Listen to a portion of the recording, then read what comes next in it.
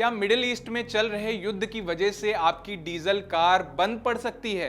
क्या देश का पूरा ट्रांसपोर्टेशन सिस्टम यानी लाखों ट्रकों के पहिए अचानक से थम सकते हैं? सुनने में ये बात भले ही अजीब सी लग सकती है कि हजारों किलोमीटर दूर चल रहे युद्ध का आपकी कार इंजन से क्या लेना देना, लेकिन ऑटोमोबाइल इंडस्ट्री की सबसे बड़ी संस्था यानी सियाम ने भारत सरकार को एक बहुत ही बड़ी चेतावनी दी है। एक छोटे से केमिकल की कमी के वजह से देश के पूरे लॉजिस्टिक्स और ट्रांसपोर्टेशन सिस्टम की कमर टूट सकती है। आखिर कौन सा है ये केमिकल, क्यों इसके बिना गाड़ियां एक इंच भी नहीं हिल सकती और अप्रैल 2026 के बाद क्या होने वाला है, आज के वीडियो में इसी क्राइसिस के बारे में बात करेंगे और समझेंगे कि ये क्या है। सबसे पहले जानते हैं कि डीईएफ क्या है और इसके बिना गाड़ी क्यों नहीं चल सकती। दोस्तों, जब से भारत में अप्रैल 2020 से BS6 एमिशन नॉर्म्स लगाए गए हैं, डीजल गाड़ियों की तकनीक पूरी तरह बदल चुकी है। अब गाड़ियां सिर्फ डीजल से ही नहीं चलती। प्रदूषण को कंट्रोल करने के लिए BS6 डीजल गाड़ियों में, चाहे वो कार हो या बड़े ट्रक, एक खास लिक्विड डाला जाता है। इसी को हम DEF यानी डीजल एग्जॉस्ट फ्लूइड कहते हैं।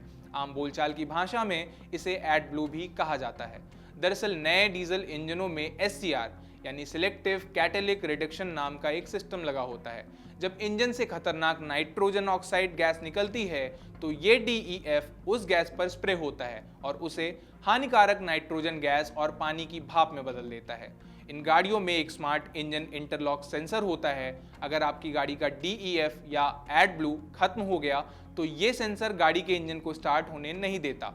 आप चाहे जितनी भी कोशिश कर लें, बिना DEF के गाड़ी अपनी जगह से हिलेगी भी नहीं। अब आपके मन में सवाल आएगा कि ये DEF बनता कैसे है? क्या हम इसे आसानी से नहीं बना सकते? यहीं पर सारा पेंच फंसा है। DEF मुख्य रूप से 32.5% TGU यानी टेक्निकल ग्रेड यूरिया और शुद्ध पानी का मिश्रण होता है। ये वो यूरिया नहीं है जो किसान खेतों में खाद की तरह इस्तेमाल करते हैं। एग्रीकल्चरल यूरिया में अशुद्धियां होती हैं। अगर आप उसे अपनी गाड़ी में डालेंगे तो लाखों का इंजन और SCR सिस्टम तुरंत बर्बाद हो जाएगा। DEF के लिए बेहद उच्च शुद्धता वाले TGU चाहिए होते हैं और दुनिया अभी इसी TGU की कमी से गुजर रही है।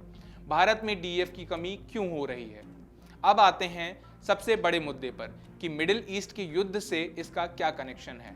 भारत में इस्तेमाल होने वाले TGU का लगभग 50 से 60% हिस्सा दुबई और मिस्र से इंपोर्ट किया जाता है।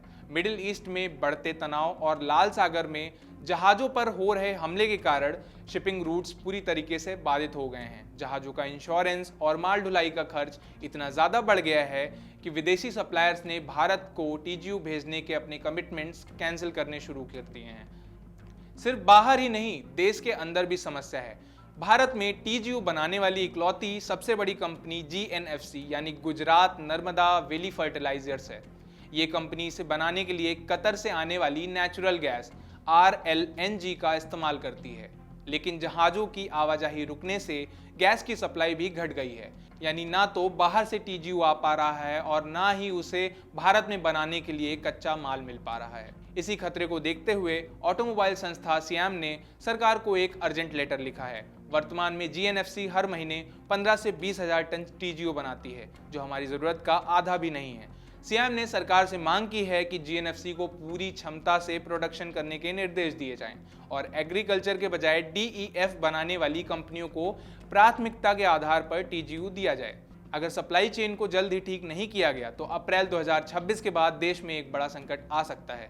सोचिए, अगर ट्रकों का चक्का जाम हो गया तो सब्जियां, दूध, दवाइयां और रोजमर्रा की चीजें मार्केट तक कैसे पहुंचेंगी? लॉजिस्टिक्स ठप होने का सीधा मतलब है भयानक महंगाई और ज़रूरी चीज़ों की कमी। सरकार को इस मुद्दे पर तुरंत कड़े कदम उठाने की ज़रूरत है ताकि आम आदमी और ट्रांसपोर्ट सेक्टर को इस DEF क्राइसिस से बचाया जा सके। दोस्तों, क्या आपको लगता है कि भारत को ऐसे केमिकल्स के लिए दूसरे देशों पर अपनी निर्भरता कम करके पूरी तरह आत्मनिर्भर होना चाहिए?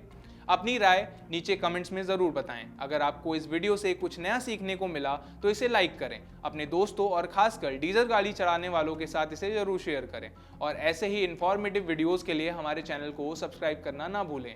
मिलते हैं आपसे अगली वीडियो में, तब तक के लिए बाय बाय। आपके राज्य की खबरें, आपके शहर की खबरें सबसे पहले जानने के लिए देखते रहें अमर उजाला। चैनल को सब्सक्राइब जरूर कर लें और पाएं हर अपडेट।